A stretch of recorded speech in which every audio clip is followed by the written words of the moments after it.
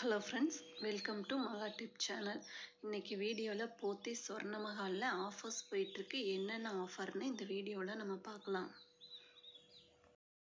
போத்தீஸ் ஸ்வர்ணமஹாலில் தாலி செயின் மேளான்னு சொல்லிட்டு ஒரு ஆஃபர் போயிட்டுருக்கு.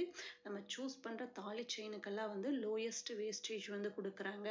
அந்த லோயஸ்ட் வேஸ்டேஜ் என்ன பர்சன்டேஜில் கொடுத்துட்டு இருக்காங்கன்னா 3.99%லேருந்து 9.99% முடியல லோயஸ்ட் வேஸ்டேஜ் கொடுத்துட்ருக்காங்க விஏ.